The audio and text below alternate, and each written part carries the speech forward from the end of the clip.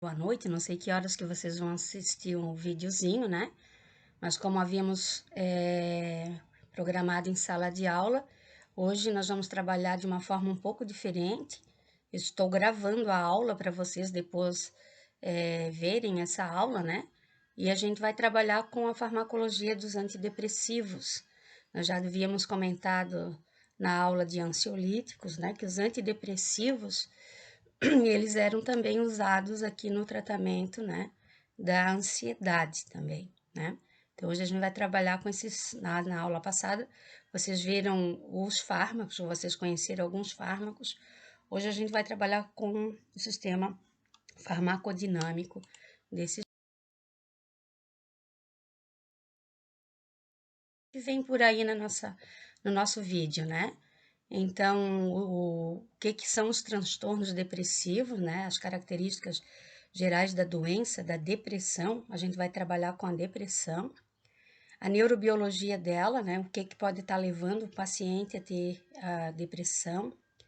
E depois a gente vai trabalhar com a farmacologia dos antidepressivos, começando aí com os inibidores da monoamina oxidase, que é essa enzima, uma enzima que degrada as monoaminas, né?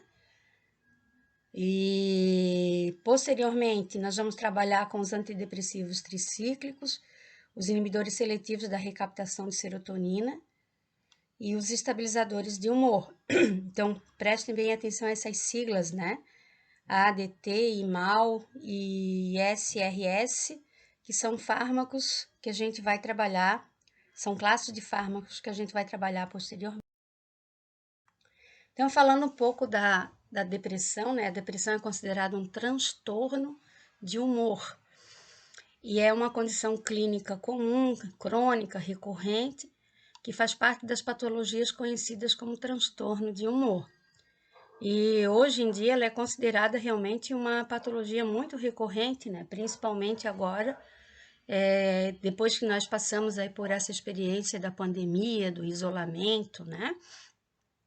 E então, muitas pessoas elas tiveram um agravamento dos transtornos de humor, dentre eles a depressão. Então, ela está frequente, essa doença, associada à incapacitação funcional e comprometimento da saúde física e mental também, principalmente a mental, né? O paciente depressivo, como é uma doença que ela não escolhe, assim, classe social, né, sexo, né? Ela pode acometer, assim, uma grande parte da população e ela é responsável por essa incapacitação. Às vezes a gente tem lá um paciente depressivo que ele está em plena idade de trabalho, assim, né? No auge da profissão, ele entra em depressão. E os pacientes aqui deprimidos, ó, eles apresentam uma limitação da sua atividade e bem-estar, além de uma maior utilização dos serviços de saúde. E essa utilização de serviços de saúde, eu chamo bem a atenção aqui de vocês, que esse paciente, muitas vezes, ele é retirado do mercado de trabalho durante um período muito longo, né? Porque até os medicamentos darem certo, até ele ter um diagnóstico certinho, a coisa demora. E outra coisa também que é importante a gente salientar, ó, que a depressão é a patologia e ela é diferente do humor deprimido. O que significa isso, né? Muitas vezes a gente não acorda, não é todo dia que a gente acorda como Cinderelas, né, gente? Belas adormecidas, princesas e príncipes, a vida não é fácil. E a gente tem que ter muito de uma coisa que vocês ouvem muito falar nos processos de depressão, que é a resiliência. O que é resiliência? É a capacidade da gente dar a volta por cima, mesmo das coisas mais difíceis que acontecem aí no nosso dia a dia. E o paciente deprimido, ele tem, né, um déficit com relação a essa resiliência. Ele sozinho, ele não consegue sair do, digamos assim, né, do estado emocional que ele tá? Então, é comum a gente se deprimir, é comum, né, gente? É bom a gente não medicar sentimento. Isso é normal, assim, ó. não se entupir de ansiolítico, de antidepressivo, quando a gente tem um motivo específico, né? Para ficar triste, para ficar desolado com alguma situação. A gente tem que vivenciar as coisas do nosso dia a dia, tá? Agora, a partir do momento que esse indivíduo ele tem assim muito longo, né? Que já não é mais normal, ele está vivenciando isso, então pode ser que esse cara ele entrou, né, essa mulher, ou esse adolescente, ou esse jovem, ele entrou num estado patológico da doença. Então, ela é considerado um dos transtornos de humor mais prevalentes aí no mundo. Isso aqui é tudo dado da Organização Mundial de Saúde, né? E segundo as estimativas da Organização Mundial de Saúde, em 2030, ela será considerada a doença mais prevalente no mundo, atrás somente do infarto agudo do miocárdio. Tá? Isso aí, esses dados são de um trabalho de prospecção, né, que foi feito, e pelo que está pintando aí no mundo, esse trabalho ele não está errado, né? Então, foi o trabalho do Kessler aí, ó, de 2018, que é um trabalho de... Bom, a incidência da depressão é de duas vezes, de dois deprimidos para duas deprimidas para um deprimido. Quer dizer, ela é prevalente nas mulheres e ela, depois que nós entramos na menopausa, por exemplo, né, a taxa de aparecimento ela duplica, ela é maior nas mulheres do que no homem, tá? Ela está envolvida com vários fatores genéticos, né? Daí a gente chama essa depressão de endógena, fatores ambientais, a gente chama essa depressão de reativa, né? E ela também pode ser secundária a uma condição. Então, por exemplo, né? Ela pode ser secundária, é muito comum ali a depressão aparecer em pacientes ansiosos, a depressão ela aparecer em pacientes oncológicos, né? Então, tem motivo aí para isso. E também ela pode ser induzida por medicamentos, então, qualquer medicamento que esgote as concentrações ali das monoaminas no cérebro da pessoa, né, no sistema nervoso central da pessoa, ela pode estar induzindo uma depressão medicamentosa.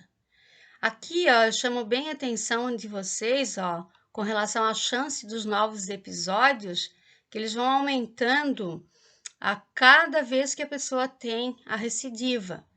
Então, 65%, né, o primeiro episódio, ele pode ser ele, né, se o médico lá ele não fizer um diagnóstico certinho, se o paciente ele não aderir ao tratamento, ele tem 65% de chance de recaída. E isso aí vai aumentando, ó, gente, ó, conforme os episódios que a pessoa vai tendo, né? Então, chances maiores ainda. Ela pode ser dividida, ó, em leve, moderada, severa. Depois a gente vai ver direitinho o que faz uma depressão ser leve, moderada e severa. Aqui, nesse gráfico, nós teríamos digamos assim, um estado de humor normal da pessoa, né? Então, esse humor da pessoa ele pode decair e o indivíduo ele ter o que a gente chama de depressão leve, depois uma moderada e ele pode ser uma severa. Geralmente é na fase severa que se inicia o tratamento. Então, o tratamento ele começa de 6 a 12 semanas e daí ele vai aumentando para 4 a 9 meses, um ano ou mais. E também, hoje em dia já é recomendado que se faça um tratamento de no mínimo uns 2 anos, tá? Então, o tratamento, quanto mais prolongado aqui, ó, ele reduz as recaídas que a pessoa tem, né? E a ocorrência de novos episódios, que a gente chama de recorrência, né? Recidiva ou recorrência. Então, é importante, assim, que o paciente, ele leve a sério o tratamento, tá?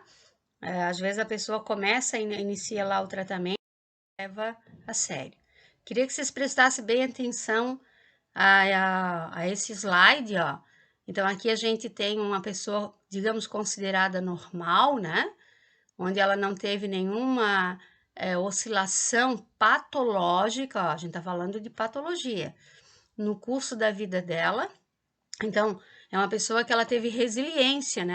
Ela enfrentou os obstáculos da vida sem ficar muito up, né? Aliás, down, né? Aqui, no segundo caso, nós temos uma pessoa com um episódio depressivo, ó. Tá vendo que tem um triângulo aqui para baixo, ó? Só que ela é um episódio depressivo único sem histórias antecedentes, tá? Aqui embaixo, nós temos o indivíduo com vários episódios depressivos, ó, de vez em quando ele afunda aqui, ó, né? O triângulo vem para baixo, ó. Então, ele tem, esse é o que a gente tem, assim, de normal, em termos de falando de depressão, né? O indivíduo, ele tem uma fase, ele tá medicado, ele melhora, depois ele cai de novo, e assim vai. Aqui embaixo, ó, nós temos um tipo de depressão endógena que a gente chama de distimia, onde, né, às vezes até esse tipo de depressão não é diagnosticado, as pessoas não levam muito a sério, mas é onde as pessoas têm fases de tristeza, lembra, né? Então, períodos, ó, vocês podem ver que o triângulo ele não está muito acentuado, ele está mais leve aqui, ó, onde eu estou passando aqui, ó, a lanterninha, né? Então, só que esses períodos eles são longos, mais longos do que se a gente comparar aqui o de cima. E aqui, ó, nós temos o que nós chamamos de transtorno bipolar, onde a pessoa ela tem vários episódios entre depressão, ó, ele tá para baixo, e também de euforia. Então, nessa fase aqui, por exemplo, ó, se o paciente ele for ao médico, ele pode ser diagnosticado como esquizofrênico até, né? E não depressivo. E nessa fase aqui, ó, né? O paciente ele é diagnosticado como depressivo, mas na realidade, qual é a doença que ele tem? A bipolaridade. Então, é complicado. Pelo que eu tenho lido aí na literatura, para a gente ter um diagnóstico certinho de bipolaridade, isso leva, assim, mais de 10 anos, assim, sabe? Então, às vezes o cara vai lá, ele tá com hiper, né, na fase de euforia aqui, ó, ele tá muito para cima, ele tá egocêntrico, né? Ele tá considerado, assim, felicíssimo, e aqui ele afunda, tá? Esses adendrozinhos assim, tá? Então, de novo, ó, um trabalho da Organização Mundial de Saúde, também mostrando ó, que em 2030 poderá ocupar a primeira posição no ranking, à frente de outros males como câncer e AIDS, né? No slide anterior a gente tinha visto lá como o infarto agudo do miocárdio. Aqui o pessoal coloca outras coisas, né? Outras doenças também, inclusive o câncer.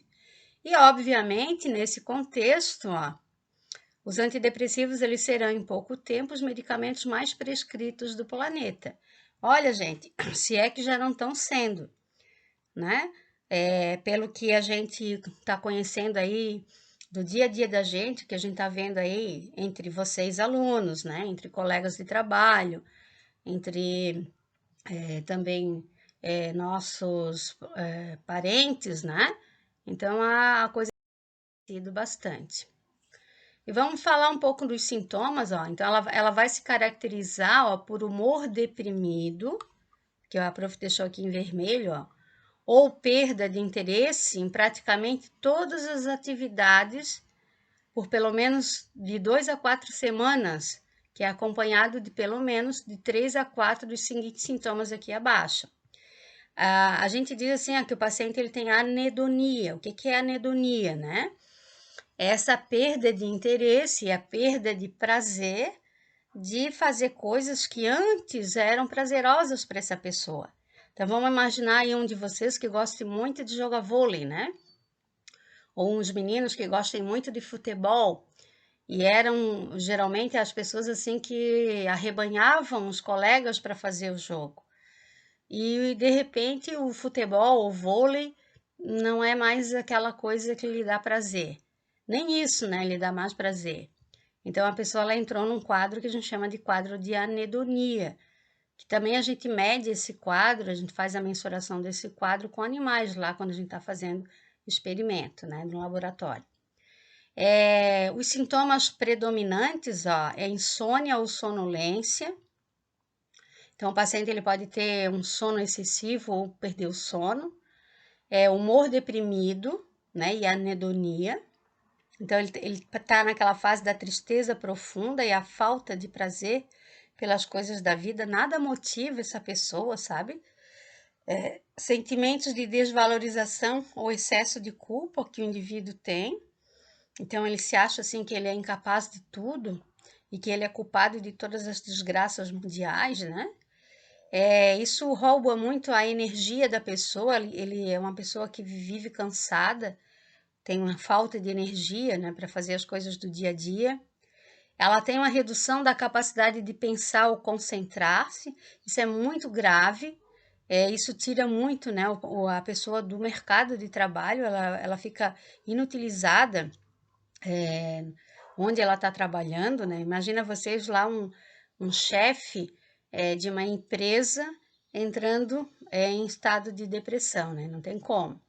Alteração significativa do apetite ou peso, então tem pessoas que comem bastante e tem pessoas que perdem o apetite, e vocês podem estar fazendo essa analogia, porque são as monoaminas, né, que mexem lá com o nosso sistema de saciedade e fome, né? Retardo ou agitação psicomotora, geralmente é o retardo, mas tem gente que fica bem agitada. E pensamentos recorrentes de morte e suicídio. Gente, quando tá aqui, ó, quando chega nisso aqui, ó, a pessoa ela se sente tão desvalorizada no mundo, ela se sente assim, ó, o peso da família, né? Ela se sente o ó do forró-bodó e ela tem essas ideações de suicídio, porque o que que ela vê, né? Ela vê que a vida dela não vai para frente e ela vê que a vida dela não tem um sentido. Digo para vocês, ó, de coração, né? A partir do momento que a gente fica sem objetivos na vida, parece que a vida da gente acaba, né? O paciente depressivo, ele vive muito essa coisa assim, o que que eu vou fazer da minha vida, né? Já que a minha vida é uma porcaria, então eu vou me matar. E essas ideias, elas são recorrentes, tá?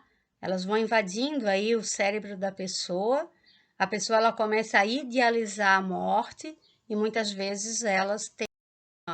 Esses sintomas, gente, ó, eles devem persistir na pessoa durante um tempo considerável. Então, não é assim, eu amanheci com um pouco desses sintomas, eu vou lá e vou ser diagnosticada. Não, não é assim. Então, ela tem que ter, no mínimo, umas 4 semanas com sintoma. E isso aqui, ó, o CID-10, para quem não conhece, né? Nunca ouviu falar, é uma espécie assim de um compêndio que ocorre, né, que o Brasil ele adota com relação às doenças de uma forma geral. Então vamos supor, acho que já deve ter acontecido com vocês, de vocês terem pego o atestado médico, né? Então o médico ele vai lá no CID-10 e ele vai ver qual é o código da sua doença relacionado com a sua doença. Então, por exemplo, os transtornos aí de humor, eles variam do código 30 até acho que o 40, se não me engano, né?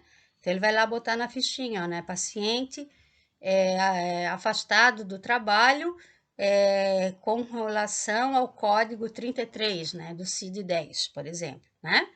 Então, isso faz os médicos. Bom, qual é a base neuroanatômica? Neuro, quando a gente está falando, né, vem dos neurotransmissores anatômicas da anatomia, de estrutura. Então, isso já é comprovado, né, cientificamente, ó, que as pessoas depressivas, elas apresentam alterações morfológicas, quer dizer, na forma, né, e funcionais, no funcionamento, né, de estruturas do sistema límbico. E o que é esse sistema límbico? É isso aqui, ó, que eu estou colocando aqui do lado, ó. É uma série de sistemas, são estruturas no sistema nervoso central que fazem o controle das nossas emoções ali, tá? Então, são várias estruturas que controlam, principalmente, ó, vou chamar bem a atenção, ó, do hipocampo e da amígdala, tá? Que esse pontinho aqui, ó, amígdala, ó. O hipocampo, ele também está muito relacionado com as nossas memórias, né? Memórias emocionais. E a amígdala é uma estrutura que ela dá a conotação emocional das coisas do dia a dia. Então, se o meu dia de hoje é um dia que teve um fato importante, que eu considero importante, é mais fácil, né, de eu gravar esse episódio na forma de memória. Quem é que nos garante isso? O hipocampo, tá? Então, essas conotações ali do dia a dia. E as demais estruturas aqui, ó, elas interagem com o nosso comportamento, né? Então, em função daquilo que eu estou sentindo, que está acontecendo em mim, quais os comportamentos que eu vou ter, tá? O que é visto nas pessoas? Que existe uma atrofia hipocampal e cortical. Então, olha só, essa região, vamos lá dar uma relembradinha lá na neuroanatomia, né? Essa região aqui da frente da gente, né? É o nosso, que está em verdinho aqui, ó, é o córtex pré-frontal, né? É ele, essa estrutura que me dá, por exemplo, que a pessoa é capaz de raciocinar, pensar, memorizar, né? Formar memórias, fazer julgamentos. Então, é a estrutura principal, assim, relacionada com a nosso grau de Homo sapiens sapiens, né? De controlar comportamento relacionado com aquilo que eu penso, né? Que eu vivencio. E o hipocampo, ó, essa região aqui azulzinha que eu tô contornando aqui, ó, que tá bem pertinho da amígdala, né? Aqui a gente vai ter uma atrofia hipocampal. O que é atrofiar? É ficar menor, tá? Então, essa parte aqui do hipocampo e essa parte aqui da frente do córtex pré-frontal, eles ficam menores, eles diminuem de tamanho, tá? Essa região aqui, ó, gente, todas as duas regiões, principalmente aqui do hipocampo, a gente tem o que nós chamamos de neurogênese. O que é isso? É a formação de novos neurônios. Então, olha só o que coloca a setinha, ó. Eu vou diminuir os números de neurônios, né? E, lógico, também as células da glia. Então, todo o tecido nervoso, né, que é formado de neurônios e células gliais, ele fica diminuído tanto nessa região quanto nessa. Ó, imagine assim, ó, essa região, ela é a região que nos dá, que nos permite fazer os comandos das coisas, digamos assim, a construção do nosso dia a dia, a mentalização do nosso dia a dia, o nosso planejamento. E se vocês perceberem bem numa pessoa depressiva, ela perde essa capacidade de planejar, né? Ah, como é que eu vou fazer amanhã? Eu vou fazer isso, vou fazer aquilo, né? Então, isso a gente não observa mais no depressivo. Outra coisa também que acontece, ó, é aumento do volume ventricular, tá? Mas esse fato aqui, o ventrículo, lembra lá que no cérebro da gente, a gente tem os ventrículos, né? É onde, os espaços onde o líquido cefalorraquidiano, ele circula, né? E então a pessoa vai ter um aumento de volume ventricular, só que esse dado aí, gente, não é diagnóstico específico, porque a gente vai ter outras doenças, por exemplo, o Alzheimer, que também a gente tem aumento do ventrículo, por isso que eu não deixei em vermelhinho. Mas, né, o paciente ele pode ter a amígdala reativa, hiperativada, né? Então, a amígdala desse cara principalmente naqueles depressivos ansiosos. Então, a amígdala, que é essa estrutura que nos dá a conotação, né, do dia a dia, da emoção do dia a dia, vai estar hiperativada. Aí vocês podem pensar, então, ele está bem, né, se está hiperativado. Não, né, gente? Tudo tem que ter a normalidade, né? Então, a amígdala hiperativada também não é bom. Por quê, né? Porque daí a gente dispara todos aqueles sistemas de controle, que geralmente ele é disparado no estresse, quando a gente está estressada, né, numa situação de estresse, e de uma forma permanente, prolongada. Então, isso não é bom, tá? Então, qual é a base aqui, né? O que muda na estrutura do cérebro do deprimido é a atrofia hipocampal e a hiperatividade da amígdala. Ó, outra coisa também é um desbalanço, ó. Olha só, um desbalanço, um desequilíbrio do eixo hipotálamo, hipófise e adrenal pelo estresse crônico. A depressão, ela está muito relacionada, né? Inclusive é modelo animal para isso. É uma situação onde quando a pessoa passa por uma situação estressante cronicamente. Tem um trabalho de um psicólogo chamado John Gray. Ele estudou mais de 2.000 mulheres lá nos Estados Unidos, né? A vida dessas mulheres, e todas elas, né? Geralmente eram mulheres que vivenciavam muito violência doméstica, por exemplo, né? Maridos alcoólatras, que chegavam em casa assim, alcoolizados e quebravam tudo. E todas elas desenvolveram a depressão, tá? Então, assim, ó, eu não sei se vocês estão lembrados, né? Mas o eixo hipotálamo, hipófise e adrenal, o hipotálamo, que eu tô aqui, ó, circulando, ele libera um hormônio que é chamado de hormônio, né? Liberador, né? Hipofisário, o CRH. Então, esse hormônio, ele ativa a hipófise, né, que aqui está representada como pituitária. Antigamente ela era chamada de pituitária, né, mas agora você sabe que ela é hipófise. E a hipófise libera um hormônio chamado ACTH, que esse ACTH, ele vai agir lá nas adrenais da gente. Numa situação de estresse, olha só, amígdala hiperativada, o que a gente vai ter, ó? Nós vamos ter essa amígdala, ela vai ativar intensivamente aqui o hipotálamo, que por sua vez ativa a hipófise, que por sua vez ativa as adrenais, que liberam cortisol, tá? E normalmente, o que o cortisol iria fazer, gente? Ele iria inibir tudo isso aqui, ó, tá? Fazer a autoinibição. Mas essa autoinibição, ó, ela não ocorre. Por quê? Porque o hipocampo e o córtex pré-frontal, lembra lá que a gente falou anteriormente? Eles vão estar alterados, né? Morfologicamente e fisiologicamente. Então, eles, hipocampo e córtex pré-frontal, iriam fazer a inibição desse processo, essa inibição não ocorre, tá? Então, normalmente, quando vocês forem lá para os livros de histologia, quando a gente tem aumento de cortisol, tu inibe todo o processo, porque tu ativa isso aqui, ó, né? E automaticamente tô inibindo aqui o processo. Mas, né, como essas estruturas elas não estão funcionando, a inibição não ocorre. Então, eu tenho perda do controle inibitório do eixo HPA na pessoa depressiva, tá? Então, isso é bem caracterizado, vocês têm vários vídeos aí no YouTube esse parâmetro.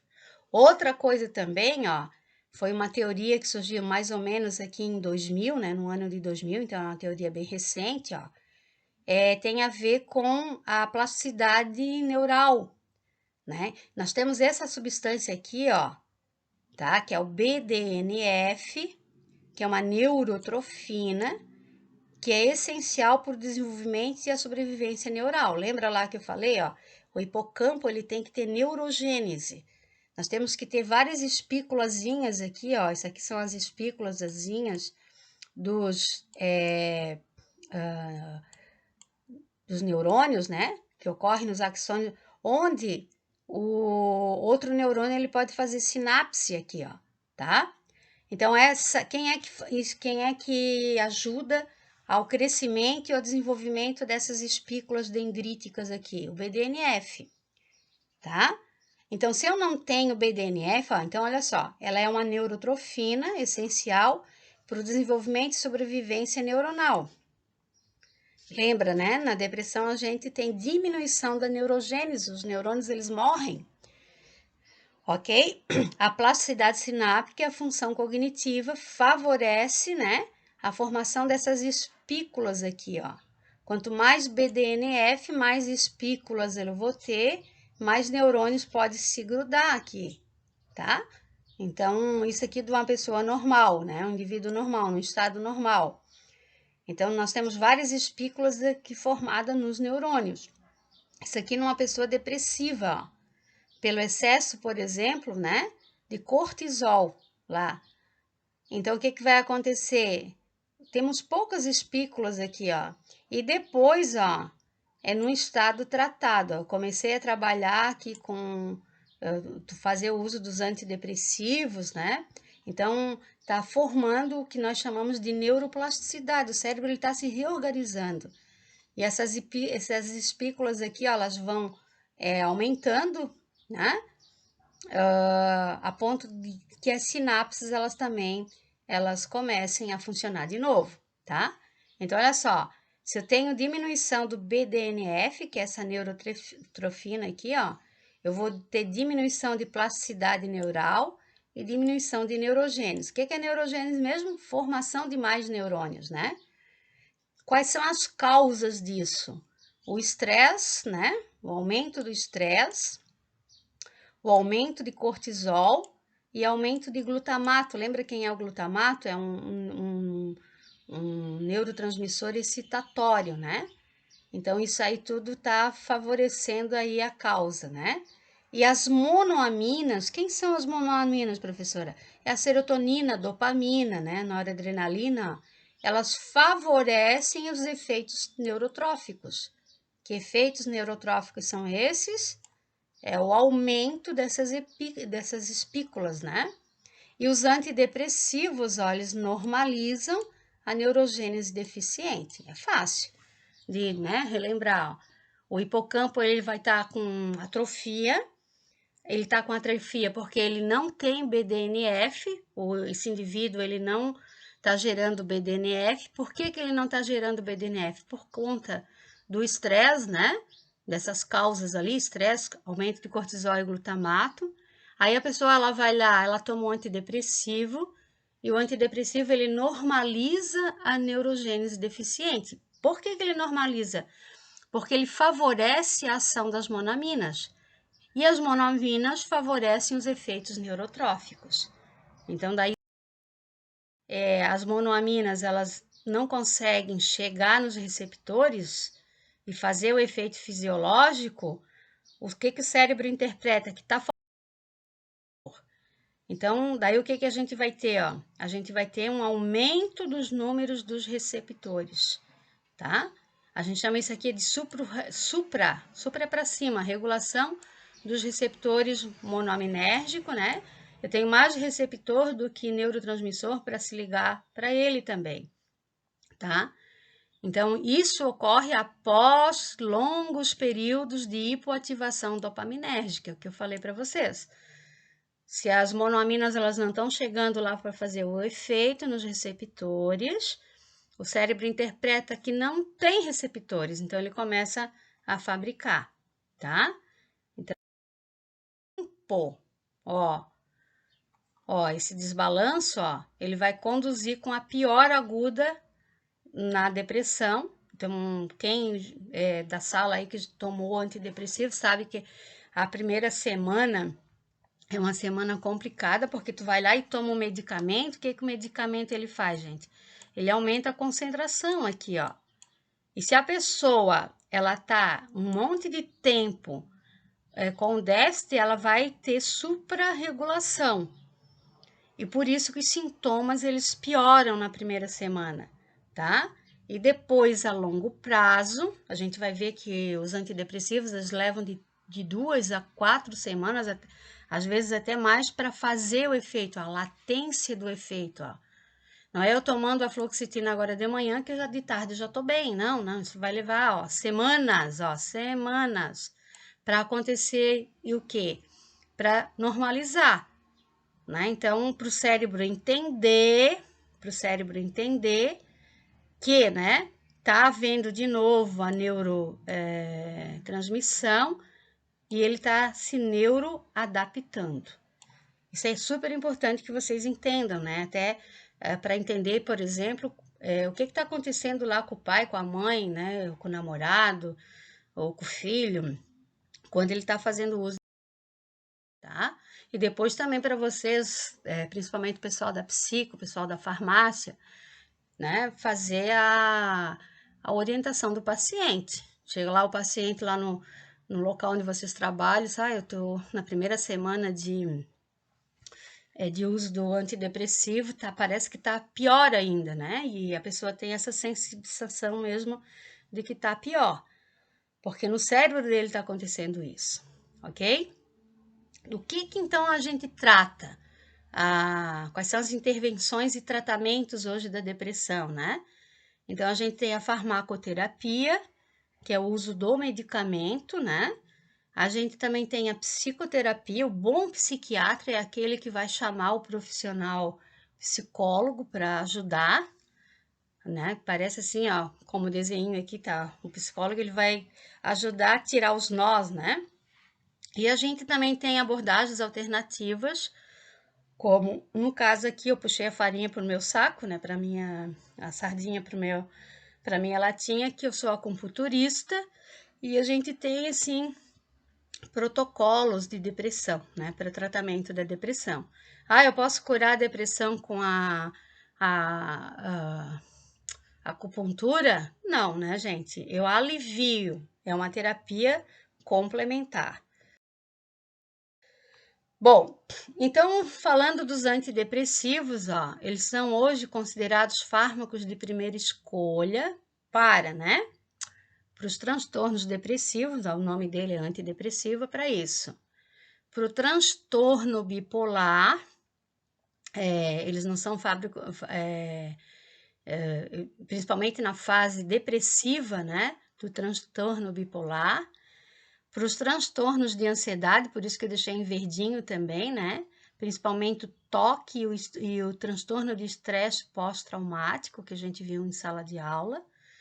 Então, que a gente usa bastante ali os antidepressivos. Para os transtornos alimentares, do que a prof está falando, né? Eu estou falando da bulimia nervosa e da anorexia, né? Então, se usa aí os antidepressivos. E por tratamento da dor crônica ou dor neuropática, que vocês vão entender, né? A gente tem um sistema lá no cérebro chamado sistema inibitório descendente, que esse sistema ele é acionado pelas monoaminas. Então, na pessoa depressiva, ela é muito mais susceptível ao processo doloroso porque não tem esse sistema de inibição. E para alguns tipos de dores, como a dor neuropática, a gente tem esse sistema, tá?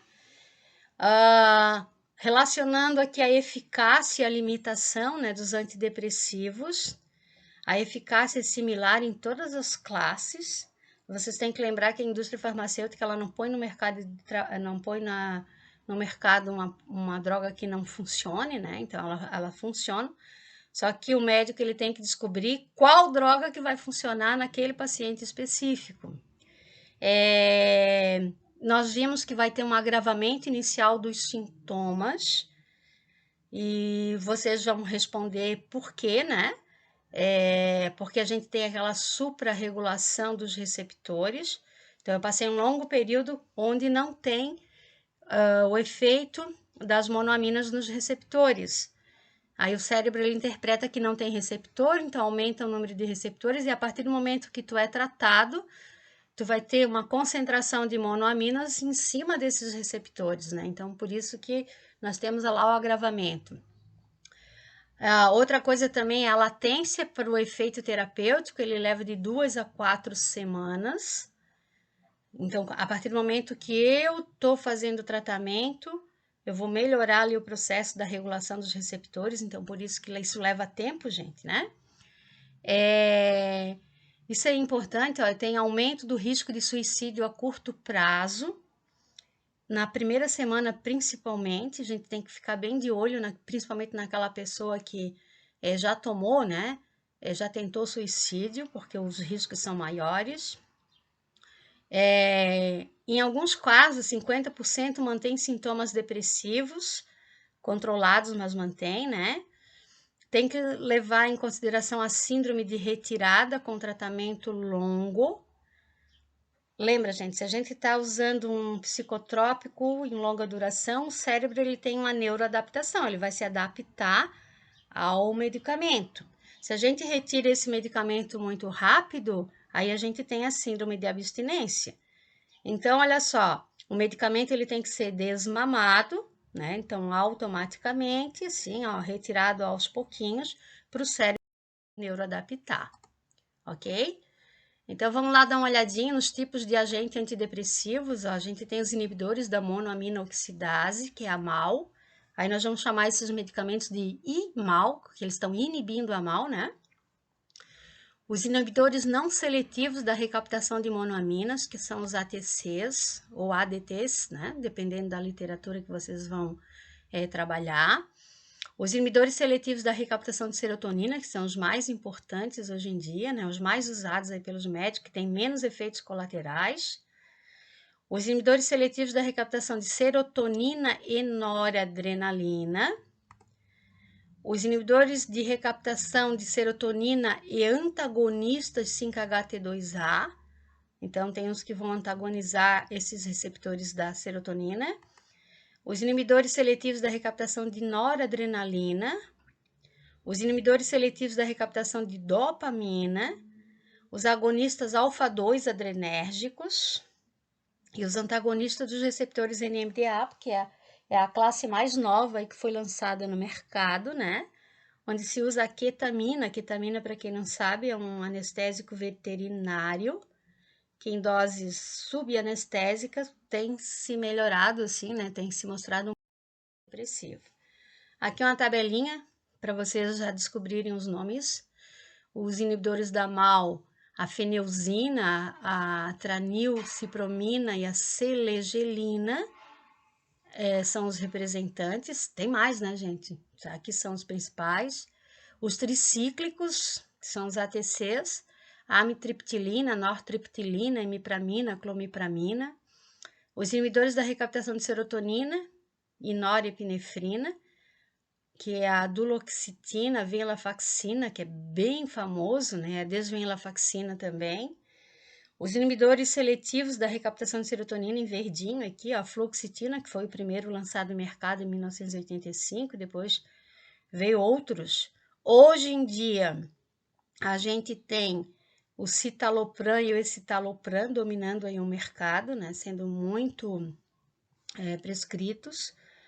Os inibidores da recaptação de noradrenalina e os inibidores da recaptação de noradrenalina e dopamina, que a gente tem a bupropiona, bupropiona, que é um medicamento hoje muito usado no tabagismo, no controle do tabagismo, tá? Então, falando um pouquinho aqui nos IMAUs, ó, eles foram os primeiros a serem introduzidos na clínica. IMAUs, hein, gente? Olha só o que eu tô falando. Eles inibem a enzima que degrada a noradrenalina, dopamina e serotonina. Eles causam inibição da MAO, que é a enzima que inativa as aminas biogênicas. E quem são elas? A NOR, a 5-HT e a dopamina. Nós temos a MAO do tipo A, que degrada a serotonina e a noradrenalina, e a MAO do tipo B, que degrada somente dopamina. Até MAO B é dopamina. O mecanismo de ação deles é a inibição da MAO, e essa inibição da MAO ela vai resultar no aumento da concentração desses neurotransmissores, né, na fenda sináptica e nas vesículas de armazenamento de dentro do neurônio. Hoje em dia eles são pouco utilizados devido à sua toxicidade, eles são bem tóxicos, mas principalmente, ó, as alterações alimentares e medicamentosas. Então, eles interagem com o alimento também.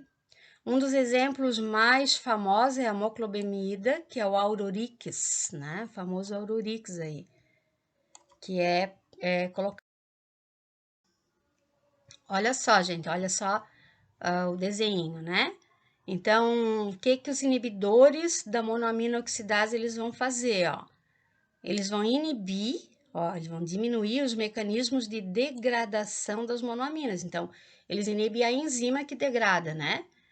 Consequentemente, se eu estou inibindo a enzima que degrada, eu vou ter um aumento da concentração das monoaminas sinápticas, né? De uma forma aguda, já na hora que a gente está tomando o medicamento, né? E a MAO, né? Ela é considerada como o principal alvo farmacológico, um aumento da concentração citoplasmática das monoaminas nas terminações nervosas, né? Então, eu vou estar melhorando aí o processo de neurotransmissão. Olha só, né? Então, mostrando aqui, ó, se a substância ela tá fora da vesícula aqui, ó, né? Então, geralmente os neurotransmissores, eles são armazenados em vesículas, né? Se ele não tá fora da vesícula, se ele tá fora da vesícula, ele é metabolizado pela MAO. Então, olha só, gente, ó, se a gente inibe aqui, ó, a MAO, que é a enzima, eu vou ter mais neurotransmissor, né, para ser jogado aqui na fenda sináptica e agir aqui nos receptores dela, ok? Então, eu aumento ali a concentração de reação do queijo. Então, é comum nos pacientes que fazem uso dos imaus, quando comerem alguma coisa, né, dos derivados do leite, aqui, como os queijos processados, eles terem aumento de pA. E se a pessoa já é hipertensa, a gente já tem problema aí de hipertensão, ela pode chegar até ter uma, né? Então, os inibidores, eles causam, a gente chama isso de reação do queijo. Então, os inibidores irreversíveis da MAO-A e MAO-B, eles causam reação do queijo, tá? Então, tem que tomar cuidado com relação a isso. Beleza? Ó, tá vendo aqui, ó, na parede intestinal, ó, a gente também tem, ó, a MAO-A, né? Ó, a MAO-B.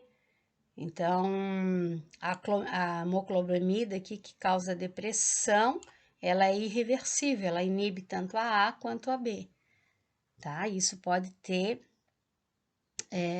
efeito a inibição do queijo. Ó, os efeitos indesejados, né, dos inibidores da monoaminoxidase, são tremores, insônia, convulsão, isso é dependente de dose, né? Hepatotoxicidade pode acontecer, mas é rara. Eles têm efeito anticolinérgicos, eles vão causar, aqui eles inibem a enzima, né, para ter o efeito antidepressivo, mas eles também interagem com o receptor muscarínico, causando boca seca, né, impotência, né, todos os efeitos muscarínicos lá. Eles causam aumento do apetite, aumento do peso, né, e principalmente quando ocorre interrupção aí do tratamento. Então, geralmente eles já são contraindicados para obesos, né, e os inibidores, ele potencializa os efeitos do simpático. Ele é um simpático indireto. Simpatomimético indireto. Que vocês já devem ter visto isso lá na fisiologia, tá? Ó, é muito comum a crise hipertensiva, a hipertermia. Se a gente juntar, ó, se eu junto imal com antidepressivo tricíclico, né?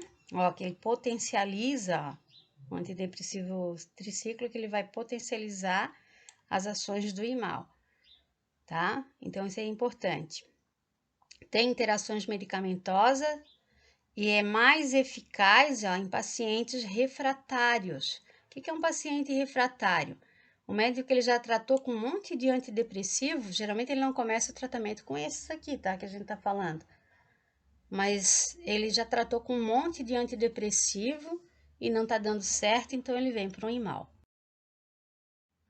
tá? Falando agora nos antidepressivos tricíclicos. Ó, gente, por que tem esse nome tricíclico? Porque todos os medicamentos, eles têm esse 3 anel aqui, ó. Tri, né? Um anel cíclico. Então, por isso que eles são tricíclicos. Ó, então, por exemplo, a imipramina, ela tem os 3 anéis, mas no radical 1, ela tem esse grupamento aqui, ó. A desipramina, ela tem os 3 anéis e no radical 1 ela tem esse grupamento químico aqui. E a clomipramina, ela também tem os 3 anéis e ela tem, né, esse grupamento químico aqui, ó, que é muito parecido com a imipramina, ok? Então, olha só, por isso que eles são chamados de antidepressivos tricíclicos. Para mim ser um tricíclico, eu tenho que ter os 3 anéis. O que eles fazem? Eles inibem a recaptação da serotonina e noradrenalina. Se a droga tem 3 anéis, inibe a recaptação de serotonina e noradrenalina, ela é um tricíclico, tá? O medicamento ele pode ser o preferencial em alguns casos, por conta do custo, eles são bem baratos, né? São usados na dor neuropática e também são usados em pacientes refratários. Aí o médico ele vai tentar tratar com esses aqui, né? Até esses são usados primeiro do que os imaus, ok? Então, a gente tá falando bem, ó, né, eles vão atuar inibindo aqui o processo de recaptação dessa noradrenalina, ó. Aqui, gente, ó, esse neurônio aqui é serotonérgico e esse neurônio aqui é noradrenérgico, só que ele foi juntado na mesma figurinha, né, metade. Ó, ambos os neurônios e ambos os neurotransmissores, eles são inibidos pela MAO-A, né? Lembra que a MAO-B só inibe a metabolização da dopamina. Ó, o neurotransmissor aqui, ó, tanto a serotonina quanto a noradrenalina, ele é jogado aqui na fendinha aqui, ó, na fenda sináptica, né? E vão agir lá nos receptores, aquela coisa toda. Nós temos aqui um transportador para a serotonina, que é o CERT, e o transportador de noradrenalina, que é o NET. O que eles fazem? Tá vendo a setinha para dentro? Ó? Eles pegam aqui a noradrenalina, aliás, aqui a serotonina e aqui a noradrenalina, e elas levam o processo, elas, né, jogam ela de novo aqui dentro do citoplasma para ser recaptado pela vesícula ali, né, para entrar na vesícula. Se não for, daí a MAO vai lá e metaboliza, lembra? O que a droga vai fazer? Ela inibe o CERT nos neurônios serotonérgicos, inibe o NET nos neurônios noradrenérgicos, fazendo com que aqui na fenda eu tenha mais serotonina, né, na sinapse serotonérgica e mais noradrenalina na sinapse noradrenérgica. Ó, aqui, ó, a prof já está apresentando alguns deles, ó. Ó, então, eles têm uma diminuição do custo e perfil indesejado, tá? Então, isso aqui o perfil indesejado, ele é vasto, isso aqui é ruim, né? É uma coisa ruim.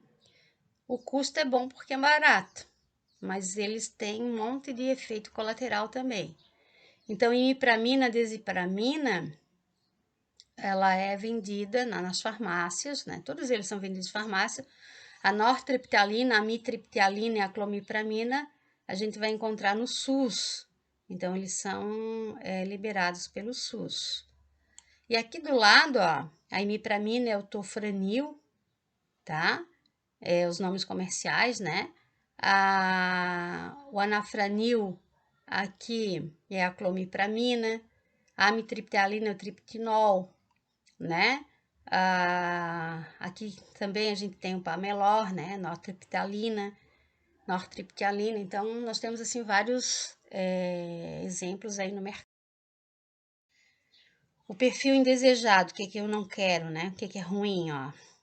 Eles vão causar efeito antistamínico, eles causam muita sedação, dificuldade de concentração diurna e aumento de fome. Ó, e automaticamente do ladinho ali botei o peso, né? Se eu começo a comer muito, eu também vou ter aumento de peso. Também tem os efeitos anticolinérgicos, ó, lembra, né? Os imaus também tem isso, aqui também nós temos a boca seca, constipação, impotência, retenção urinária. Só para vocês terem ideia, ó, ela retém a urina, ela tranca a urina. E os tricíclicos, eles são usados no tratamento da enurese noturna em criança que faz xixi na cama, por exemplo, né? A hipotensão, também eles causam hipotensão. Eles diminuem o limiar convulsivo, gente. A pessoa que tem crise convulsiva, né, epilética, e desenvolve depressão, tem que tomar cuidado para usar os tricíclicos, porque a probabilidade dela ter crise aumenta, né? Porque o limiar convulsivo diminui. Muitos têm janela terapêutica estreita. Lembra que a professora falou de janela terapêutica, né? A dose letal e a dose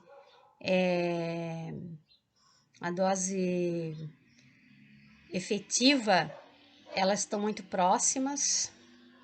Então, a sobredose, você tem a sobredose, ó, isso vai levar a um índice terapêutico estreito e eu posso ter alguns efeitos, né? Então, delírio, mania, coma, arritmia ventricular e morte, tá? Numa sobredose, então, um efeito tóxico dele. Aqui só para vocês lembrarem, ó, os efeitos indesejáveis dos triciclos, ó, pelo antagonismo do receptor de histamina, aí a pessoa tem o ganho de peso e a sonolência. Pelo antagonismo dos receptores alfa-1, a pessoa pode ter tontura, hipotensão e sonolência também. Pelo antagonismo dos receptores colinérgicos, né? Eu posso ter constipação, visão turva, boca seca e sonolência, né? Ó. Inibição da recaptação da serotonina é um efeito desejável, inibição da recaptação da noradrenalina é um efeito desejável, tá? Ó, ele pode predispor a mania. Eu tô na fase depressiva, se eu começo a usar muito isso, eu entro na fase maníaca, por isso que a pessoa que tem doença bipolar, ela tem que ter um diagnóstico certinho. Ó, aqui eu achei importante, ó, alguns usos que não são incluídos na bula dos antidepressivos tricíclicos lá. No tratamento da ansiedade, no pânico, na bulimia, né, na catalepsia e na narcolepsia. Catalepsia e narcolepsia é um distúrbio do movimento, né, que a pessoa tem. A enurese, que a prof falou, né? Enurese é o fato da pessoa não ter controle da bexiga, então ela ter incontinência urinária. Enxaqueca, então se usa amitriptilina. Náuseas, a quimioterapia, se usa a nortriptilina. E eu vou acrescentar mais um, tá, gente? Que é o uso meu. Vocês sabem que a prof teve câncer, né? Eu ainda tomo, eu tô ainda em tratamento de um medicamento chamado tamoxifeno, que ele é um bloqueador dos receptores de estrogênio, porque o meu câncer é estrogênio dependente, né? Então, o meu estrogênio, ele provoca câncer.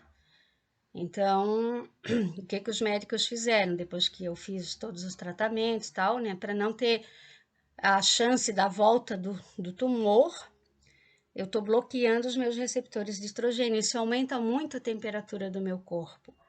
Então, os antidepressivos, eles são usados, né? Os tricíclicos aqui, a imipramina, já tive, e a nortriptilina, eu já usei também, horrível isso, mas para diminuir esse calorão, né, que a pessoa tem. E neuralgia, que é a dor crônica, então é usado todos esses aqui, ó, e a úlcera péptica, engraçado, né? É usado também, ó, esses aqui, tá? Eles inibem a recaptação da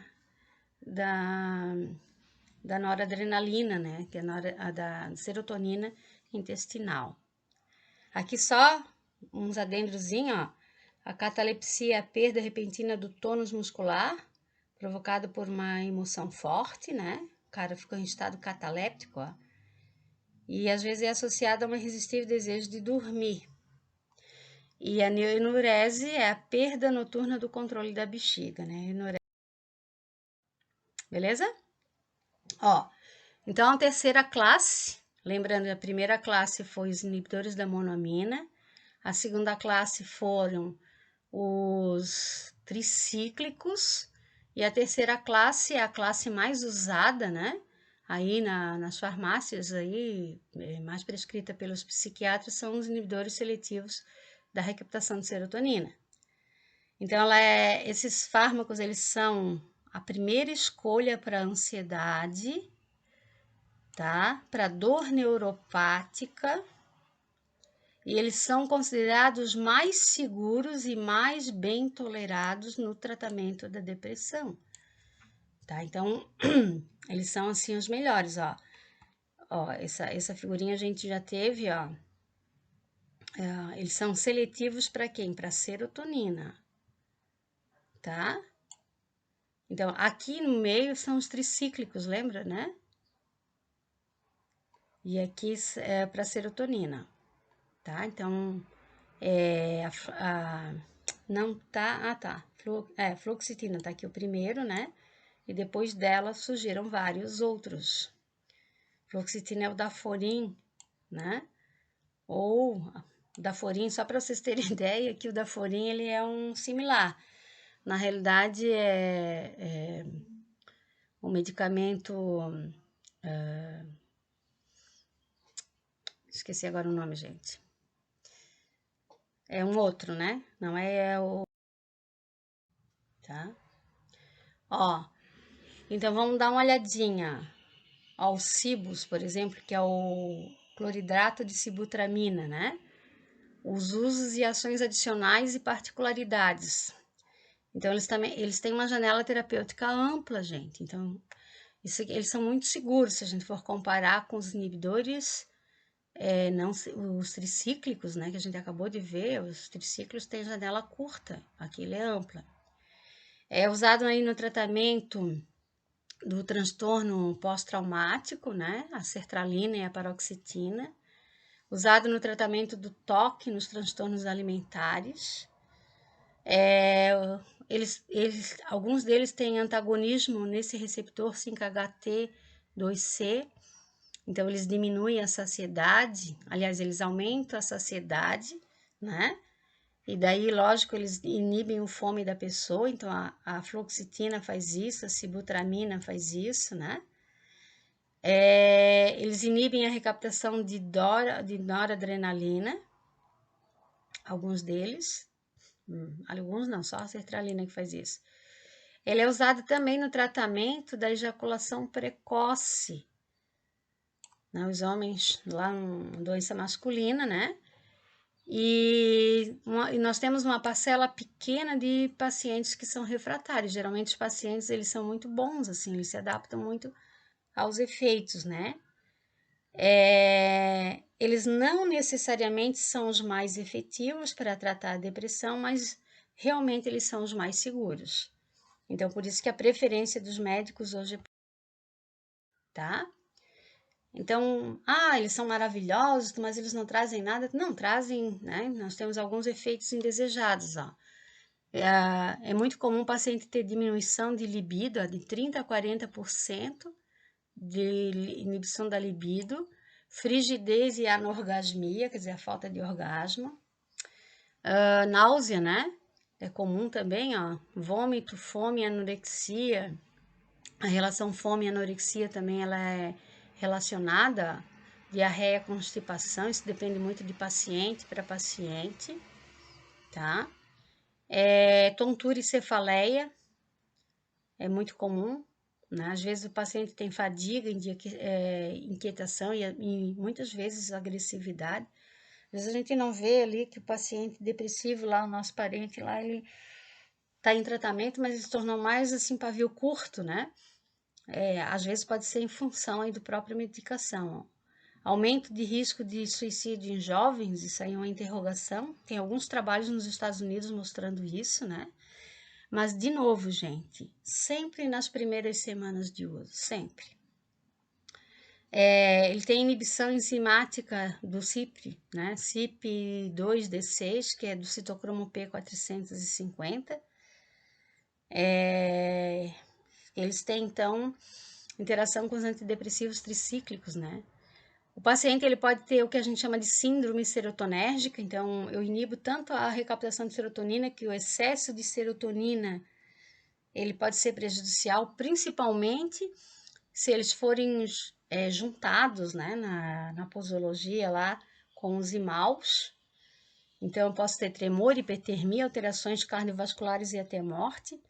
E na sobredose, né, uma dose tóxica, o indivíduo ele pode ter arritmia e morte súbita, só que é considerado aí na farmacologia, tá? Aí, agora a gente vai falar dos atípicos, ó. Na realidade, atípico é uma coisa que não se enquadra, então ele não se enquadra nem como animal, ele não se enquadra como tricíclico, ele não se enquadra como inibidor seletivo da recaptação de serotonina, então eles podem estar sendo chamados de atípicos, né? Então, eles têm a miscelânea de efeitos combinados, eles são considerados os mais sujos, eles têm menos seletividade, né? Então, eles têm ação, né? Inibidores seletivos de recaptação de serotonina e noradrenalina. Ó, gente, não é tricíclico, tá? Inibidores seletivos diferentes da recaptação de noradrenalina, de dopamina, né? E alguns são antagonistas de receptores. Então, a gente chama isso de fármacos. Quem é um fármaco sujo, que é muito vendido hoje em dia? A duloxetina, ó, que é o Cymbalta ali, ó. Ela tem uma preferência para os sistemas serotonérgico, né? Ó, ela tem uma maior eficácia, ela é mais tolerado, ela é muito usada em pacientes refratários aos outros, né? Ela tem uma ação igual aos antidepressivos tricíclicos, ela tem efeitos secundários, né? Então, ela é aqui, ó. Lembra da... Ó, isso aqui são os sujos que a gente chama. Então, a venlafaxina, ela tá aqui. A venlafaxina, né? E a duloxetina tá aqui também. Pertencendo a essa classe. O principal uso dessas substâncias é a dor neuropática. Então, o médico lá, ele vai primeiro atuar com os tricíclicos, daí não deu certo tricíclico, daí ele começa com esses aqui, neuropática.